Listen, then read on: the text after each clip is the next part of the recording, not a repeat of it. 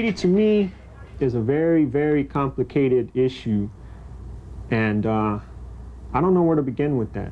Graffiti is like all American. I mean, it's about fame and about being popular. It's something that can't be tamed.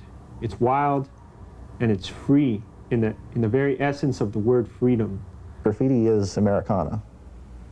A writer is sometimes a piecer. He is doing large masterpieces, doing illustrations, murals, doing pieces out into the street, the large illustrations. Writers have something to say. That's why they call themselves writers. A tagger is just somebody who wants to get their name up. It's just about getting their own recognition. It's just getting recognized by their own crew. Going bombing it's kind of adventurous, I guess, you know? It's like you're going on a mission, like to get spots and getting away with it, and like sometimes you'll be climbing stuff. It's like, whoa, if I fall, I'll die, and you know, but it gives you a rush. It feels good. For the people who don't understand how tagging and graffiti goes hand in hand, what it was, it's just like a progress. When you first got into it, or at least when I first got into it, you did a lot of tagging to get your name out there, notoriety amongst your friends. After that, you went in and started making your name a little bit more fancier because you wanted your name to stand out a little bit more, so you started getting these bubble-shaped letters just to make it a little bit more, and that's evolving. From there, and you start working with your color and going on and characters. It just goes step by step. Tagging, to be called the tagger, just limits what I am. I'm an artist. Graffiti was the only form of art that said something to me. It said something back to me. It got me excited. When I looked at a piece, I could feel it. I could feel it in my hands. I feel it in my blood. I get excited looking at a piece, a good piece. And it just, I guess, basically it let me know I was alive because I could feel myself. Whereas other art, it was nice to look at, but it didn't do anything for me. At the time when I embraced hip-hop and graffiti art, I was very, very, very conservative, really conservative. It just took over my mind. That's the only way I can put it. You know, I had a extended family, a whole crew, you know, and now all of a sudden you become popular.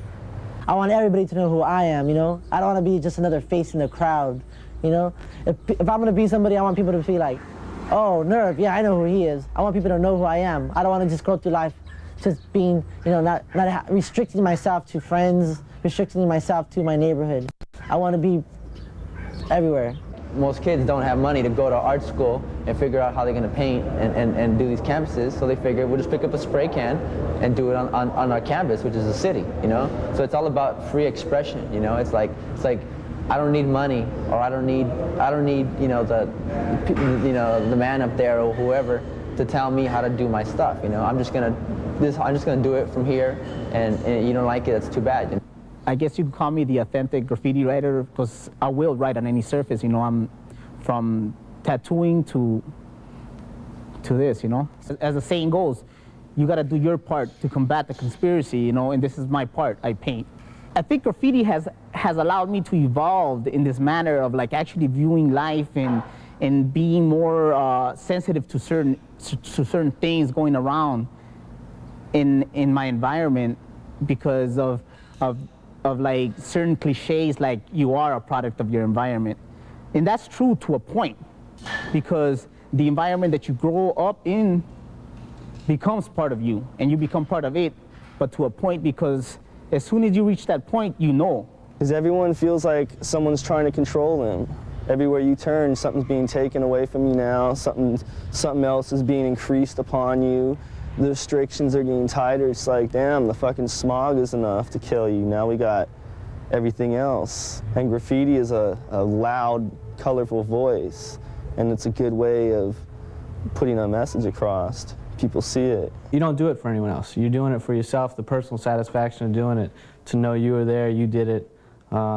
It's all about you and what you can do, how far you can take it, how far you can take your cans. It's just, to me, it was 100% my thing, and I was the only one that mattered, and my crew.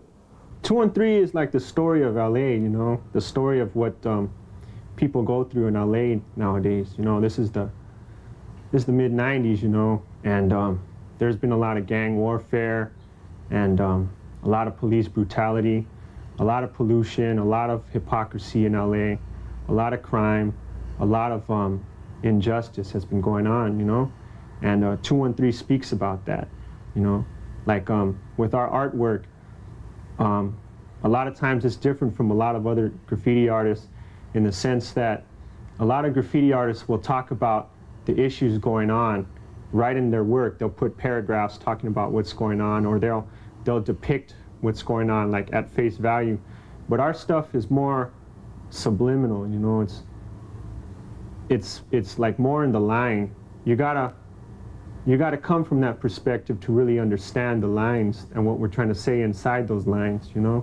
Our inspiration, a lot of it had to do with gang writing.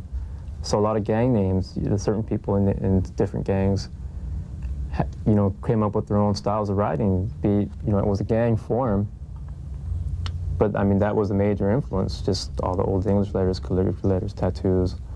Old school is an earlier style that started before hip hop, because here on the West Coast, here in Los Angeles, we already had a tradition of graffiti. We had the tradition of graffiti from the Cholos, from the Pachucos, from the Latin community. So all the way since probably the 30s and the 40s, they used to do their graffiti. It was before even the use of spray cans. It was done with a brush. And it was a delineation of your territory and of your crew and of your community. So it was an old school in that it was a pride in the community. You wrote for your group. And it was called a gang, but it wasn't gangs of what we have today. It was gangs of more of a club, more of an identity. Those symbols of those times, which is half English, half Spanish, certain symbols that it's always in a German Gothic typeface. So there's a tradition in that old school. And it was always done with black and white. That was before hip hop. Hip hop is different. So I'm from that old school LA gang style from graffiti from my generation, which was the 1950s and 1960s.